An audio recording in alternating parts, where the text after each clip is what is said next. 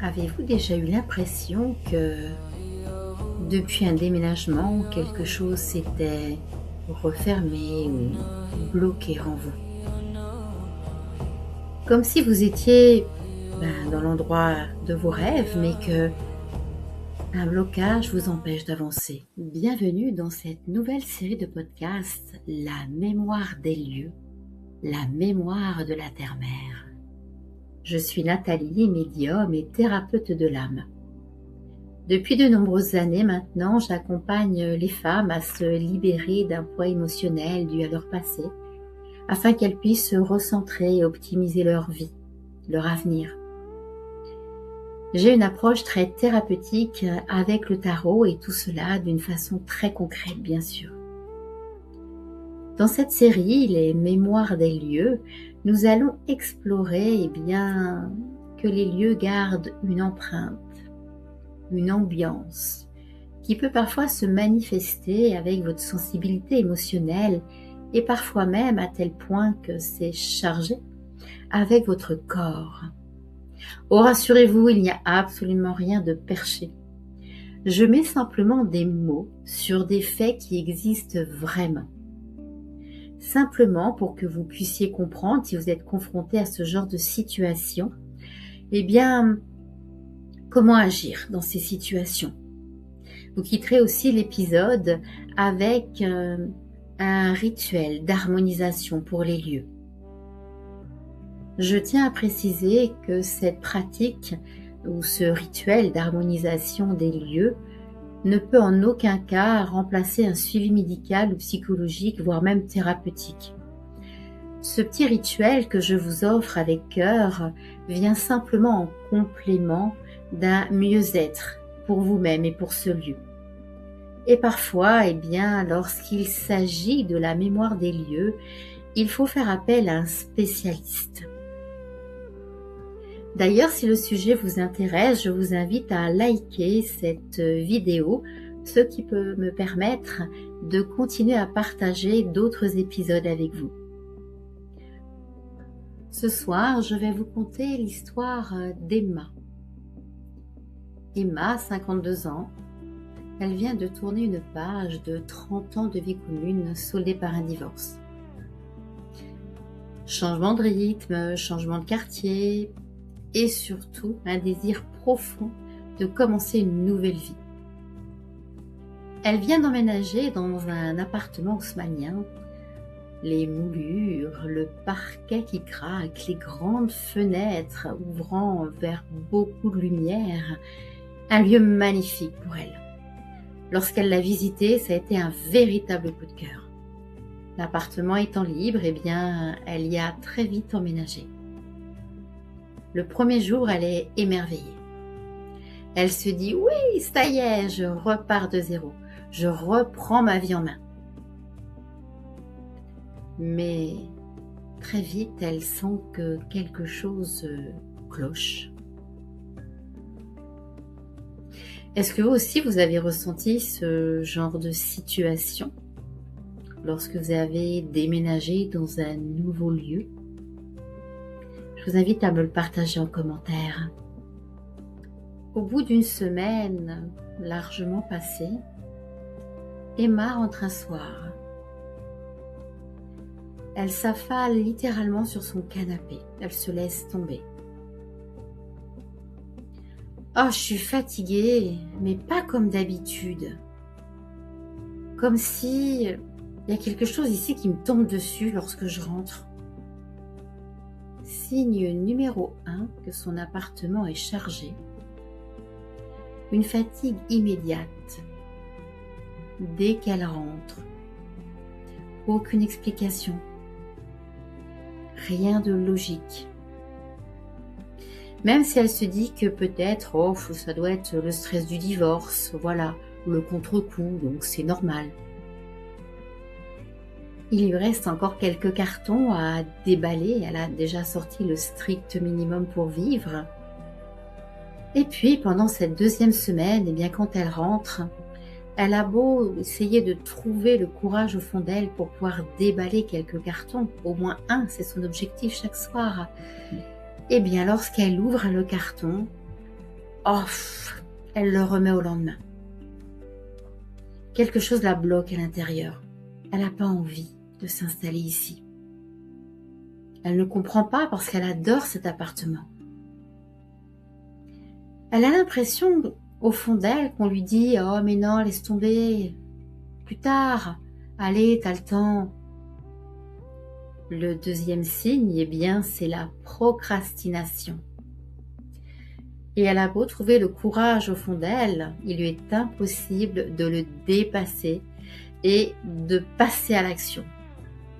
Et cela, quelle que soit la pièce. Au bout d'un mois, eh bien, le soir, d'un seul coup, devant la télé ou même lorsqu'elle lit, elle se sent envahie d'une tristesse. À tel point qu'elle pleure et elle ne comprend absolument pas. Elle se dit « Non, mais je suis incapable de vivre seule. Oh, mais j'ai pas de volonté. Mais qu'est-ce qui m'arrive ?» Et plus elle se juge, plus elle s'épuise. Signe numéro 3, eh bien, une humeur instable. Une émotion bloquante qui tourne en boucle. Un peu comme si le lieu appuyait sur sa mémoire comme un vieux bouton à l'intérieur pour lui faire comprendre que ce lieu a besoin d'aide. Et surtout, eh bien, elle ne range pas. Donc elle perd un temps fou à chercher tout le temps ses affaires. Elle a même parfois l'impression que le lieu lui aspire son énergie. D'ailleurs, un dimanche, elle s'assoit sur le parquet, au milieu de ses cartons, et elle a décidé de vraiment ranger. Et elle se dit, mais c'est pas possible, réagis. Emma, c'est pas toi ça, réagis. Allez, on y va. Et au bout de quelques secondes, la tristesse l'envahit. Elle se sent très fatiguée. Et elle décide de s'allonger sur le parquet pour faire quelques respirations et apaiser ce qu'elle sent monter comme une angoisse. Pourquoi de telles situations arrivent ? Pourquoi est-ce que certains lieux pèsent, sont lourds ? Eh bien, il y a 3 causes possibles, et 3 causes très simples. La première cause, eh bien, c'est que le lieu a absorbé beaucoup d'émotions, notamment celles des humains qui se sont succédés en ce même lieu. La deuxième cause, eh bien, c'est votre période de vie. Parfois, le stress, une fragilité émotionnelle, une situation de transition avec de l'insécurité, eh bien, peut développer votre sensibilité énergétique au lieu que vous habitez. La troisième cause, eh bien, c'est les attentes. Emma attend tout simplement de trouver son courage ou comme une baguette magique, de trouver l'énergie de ranger ce lieu. Ce changement de vie est comme un deuil à vivre, mais elle en est encore inconsciente. Et maintenant, je vous emmène dans la partie plus réaliste, plus historique. Parce que dans l'histoire d'Emma, eh bien, il y a un détail qui change tout. En se réveillant de sa sieste, Emma a une étrange idée. Elle se dit, et si ce lieu avait une histoire ? Et si c'est cette histoire qui me touchait ? Après tout, j'ai déjà entendu parler des maisons hantées. Puis elle finit sa journée, un peu préoccupée, un peu perdue avec cette pensée. Le lendemain, en rentrant de son travail, elle s'attarde à sa boîte aux lettres pour prendre son courrier et elle croise Monsieur Renaud, le concierge. Un homme âgé, élégant, un peu à l'ancienne. D'ailleurs, elle pense qu'il devrait être à la retraite depuis un certain temps, tant il semble âgé. Il la regarde du coin de l'œil. Puis arrivant à sa hauteur, il lui dit « Madame, comment ça va? Vous vous habituez? Vous avez l'air un peu fatiguée, non ?» Emma lui sourit et lui répond « À vrai dire, je comprends pas trop. Cet appartement, il est magnifique. Mais chaque fois que je rentre, j'ai l'impression d'être complètement vidée de mon énergie. Je me sens un peu perdue dans mes pensées, et puis triste surtout, alors qu'il n'y a aucune raison. » Le concierge baisse un peu les yeux, embarrassé. Oh, il ne la juge pas. Sans rien dire, il hoche un peu la tête, comme s'il avait déjà entendu ça. Et puis, il la regarde à nouveau dans les yeux et il lui dit « Savez, madame, c'est pas la première fois qu'on me dit ça dans cet appartement.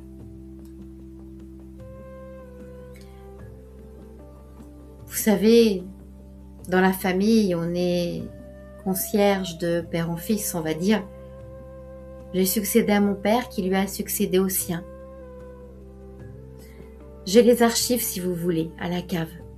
On pourrait regarder qui habitait cet appartement avant, par exemple qui était le premier propriétaire. » Emma est très surprise, mais très agréablement surprise.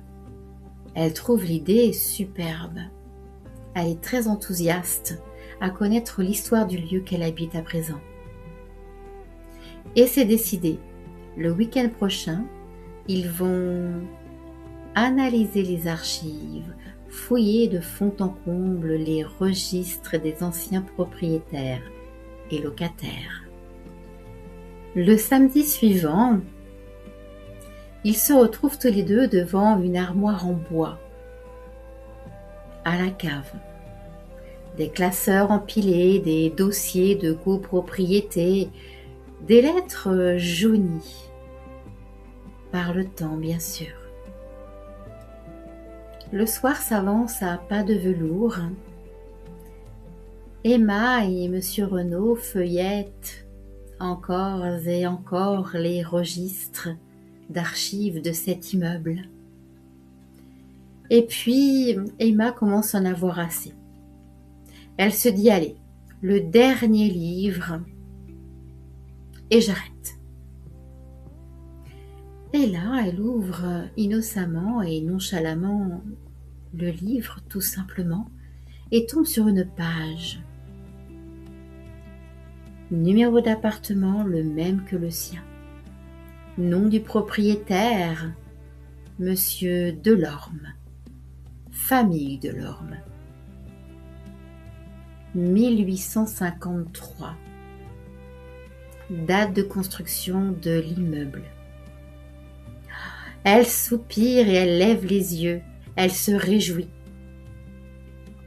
À son attitude, eh bien, le concierge lui dit « Ah, vous avez trouvé le premier propriétaire, n'est-ce pas ?» Eh ben oui, c'est sûrement celui-ci qui a marqué les murs de cet appartement. Elle le regarde en fronçant les sourcils, très intriguée, mais elle ne peut s'empêcher de lire la page qu'elle vient de trouver. Et là, elle découvre une note recopiée dans ce registre. En 1953, Monsieur Delorme a habité son appartement et il a fondé une famille. Et puis, quelques années après, eh bien, il a été renversé juste devant sa porte par une voiture à cheval. Oh oui, bien sûr, il a survécu, mais il est resté handicapé, de façon à rester alité. Les douleurs étaient si intenses, eh bien, il est écrit qu'il prenait de l'opiacé. D'ailleurs, il y a même un courrier médical de l'époque. Et pendant des mois, Il a vécu entre deux sommeils, réveillé par des douleurs. Et entre deux sommeils, à yeux mi-clos, il regardait les moulures. Il fixait le plafond. Et il attendait que sa vie passe. Jusqu'au jour où, jour après jour, la tristesse s'est installée en lui. Puis il est décédé à l'hôpital, seul. Sa femme l'avait quitté, les enfants avaient grandi. Puis, quelques mois suivants, en 1890, une femme, Jeanne, une couturière, commence à monter son atelier. Elle est très inspirée. Elle fabrique notamment des costumes burlesques avec des plumes, des paillettes. Elle est très très inspirée, très motivée. Et un accident de travail. Elle se pique avec une aiguille et elle contracte le tétanos. Épuisée par la douleur, elle aussi. Elle aussi, accablée par sa solitude et son inactivité, elle meurt quelques jours suivants avec la tristesse pour seule compagnie. En 1930, un homme, employé municipal, chute dans l'escalier de service. Il se brise les deux jambes. Il reste immobilisé. Et dans la page qui le concerne, il est dit qu'il se sent mieux en restant chez lui. Il n'a plus d'élan. Il a peur du jugement. Il préfère rester triste et seul, plutôt que d'accepter que sa sœur vienne l'aider et vivre avec lui. Puis dans les années 1970, une infirmière de nuit. Oh là non, pas d'accident cette fois-ci, non, mais une solitude massive avec des horaires de travail qui ne lui permettent pas d'avoir quelqu'un dans sa vie. Elle travaille, elle rentre, elle tombe de fatigue, parfois même, elle s'affale sur son canapé. Elle aussi. Elle vit la nuit pendant que les autres personnes de l'immeuble vivent le jour.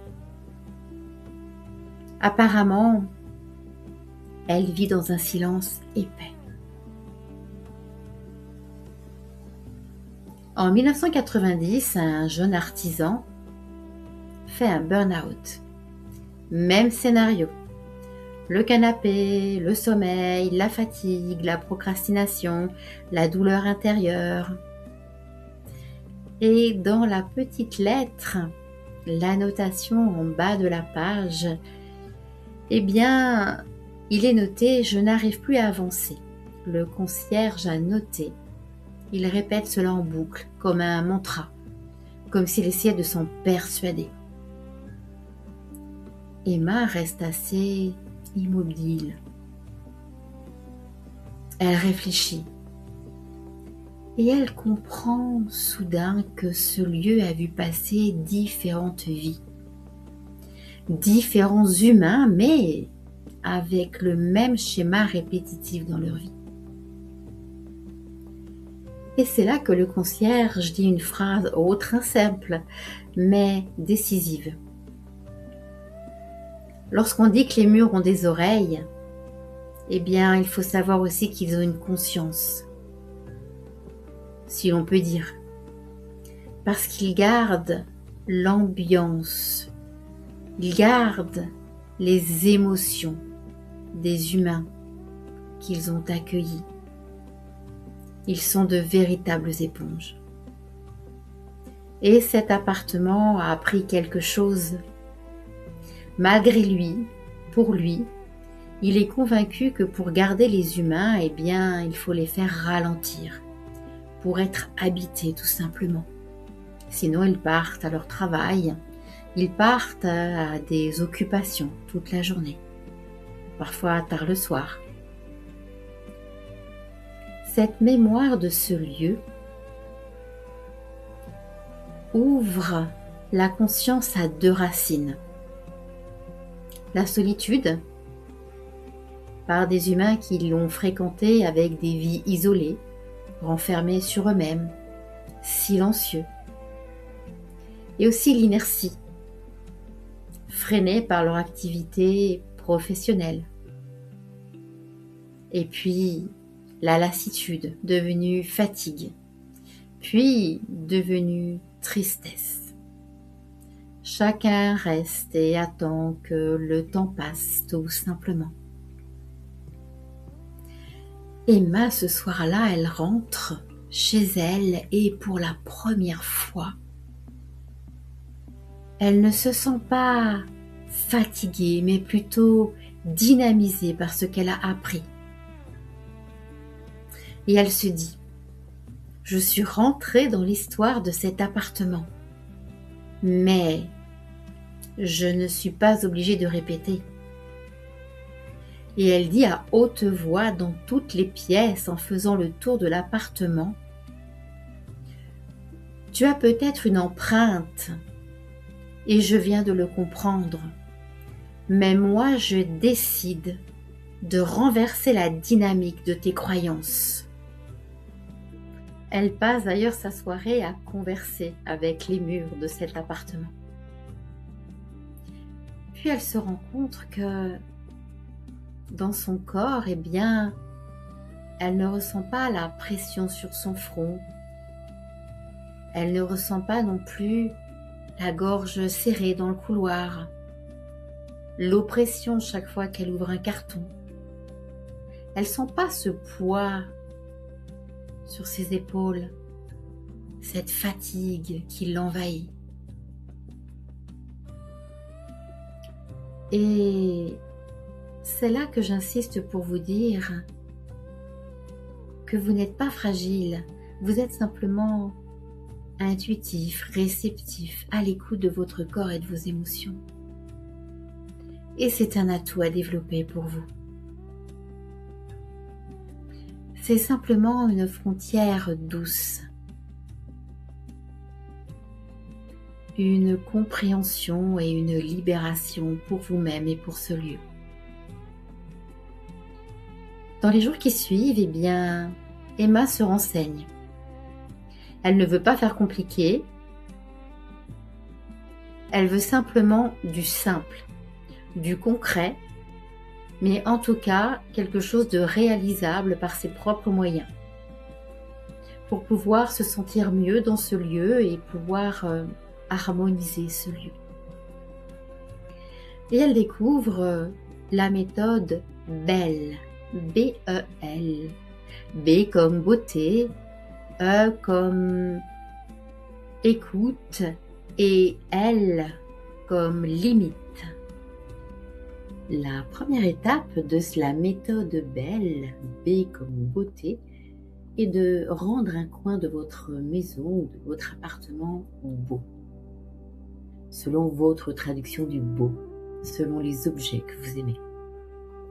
Choisissez une pièce de votre maison, de votre habitation, et un coin particulier dans cette pièce. Le plus sage serait de choisir celle que vous préférez. Puis vous y apportez une table, un fauteuil, une étagère. Vous enlevez en tout cas tout ce qui peut encombrer ce petit coin de paradis que vous allez faire. 5 choses qui n'ont rien à faire là.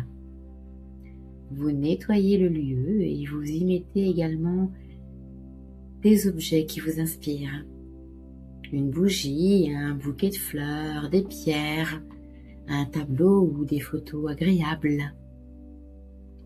Ce que vous ressentez en le faisant, c'est la joie d'habiter ce lieu. La sensation de bien-être, de se poser. La douceur qui s'installe dans un lieu réconfortant que vous êtes en train de créer. Et lorsque vous êtes satisfait, satisfaite de votre aménagement, Respirez profondément au moins 3 fois. Et ancrez-vous. Regardez la beauté du lieu que vous avez créé. D'ailleurs, Emma a choisi sa cheminée. Elle la trouve, elle n'est plus fonctionnelle, mais elle est très décorative. Elle enlève les espèces de papier un peu éraflés, quelques objets qui étaient restés là. En fait, elle met tout ça dans un sac. Et puis, après avoir nettoyé ce petit coin de cheminée, elle s'aperçoit que déjà elle a blanchi. Le marbre est plus lumineux, plus blanc, plus éclatant. Elle pose sur le rebord une bougie rose et un vase de fleurs artificielles dans les mêmes tons, le même camailleux de rose. Elle contemple et respire profondément et elle voit un côté romantique résonner au fond d'elle et s'extérioriser avec ce lieu qu'elle vient de créer. Cet espace, rien qu'à elle. Et elle sait déjà qu'elle aura beaucoup plus de plaisir à venir y méditer ou venir y lire. Ensuite, elle passe à l'étape numéro 2. E comme écoute. La question du vrai responsable humain qui habite un lieu. Elle se met debout, main sur son cœur, les pieds nus, bien ancrés sur le parquet. Et elle demande à haute voix,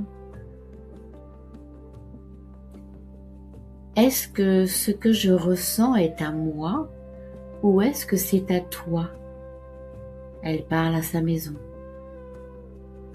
à son appartement. Et elle laisse venir ses émotions, ses sensations corporelles. Et elle note sur un carnet. Elle arrive à faire la différence parce qu'elle est très intuitive, mais c'est à la portée de chacun et de chacune d'entre nous. Elle arrive à faire la différence entre ses émotions bien ancrées dans son ventre et celles qui ne font que passer et qui lui offrent une pression parfois sur son corps, comme sa gorge serrée, un poids sur ses épaules. Elle remercie et elle dit au lieu de ne pas s'inquiéter. Tous les humains n'ont pas besoin de cela. Puis elle sort de son état méditatif et elle passe à l'étape 3. Le L comme limite, une frontière douce, paisible, mais importante. Elle ouvre la fenêtre en grand et elle dit, ici et maintenant, je prends ma place. De l'encens et de l'hydrolat de rose pour vraiment harmoniser physiquement le lieu. Elle explique au lieu que elle est maintenant chez elle, ici. Elle habite ce lieu, elle va en prendre soin, mais elle est aussi dans son corps. Et elle demande au lieu de ne plus y entrer, de ne plus lui donner de sensations pesantes, désagréables. Et elle revient pleine de joie de ce rituel. Bien sûr, elle demande au lieu qu'est-ce qu'il a besoin exactement. Est-ce que cela suffit à être fait régulièrement ou est-ce qu'il a besoin de quelque chose de plus profond pour décristalliser ses mémoires? Maintenant, je vous propose de réaliser ensemble ce petit rituel d'harmonisation du lieu de votre vie. Je vous invite à vous mettre debout dans le coin de votre habitation qui vous plaît le plus. De vous mettre pieds nus, les pieds bien à plat sur le sol. De poser les mains sur votre cœur. et d'inspirer profondément le calme et la sérénité qui s'installent en vous. Et d'expirer toutes vos tensions et vos appréhensions. Inspirez à nouveau profondément le calme, la sérénité et la joie. Puis expirez toutes vos tensions. Ressentez vos pieds beaucoup plus lourds sur le sol, beaucoup plus ancrés.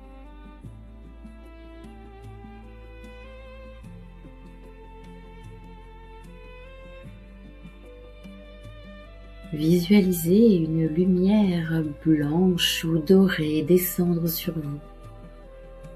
Descendre sur le haut de votre tête et de vous envelopper, telle une couverture douce, chaude, réconfortante.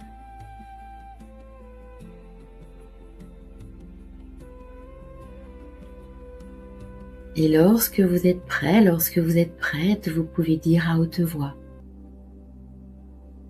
je rends à ce lieu ce qui ne m'appartient pas.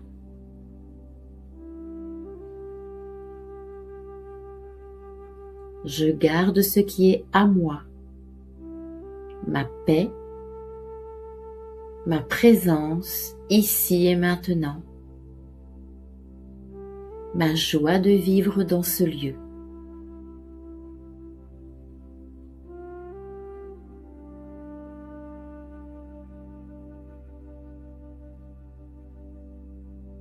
Maintenant, rassurez le lieu en lui disant toujours à haute voix: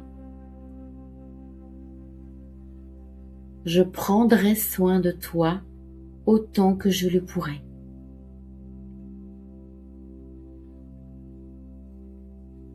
Si tu as besoin de quelque chose de plus profond, je t'invite à me le faire savoir.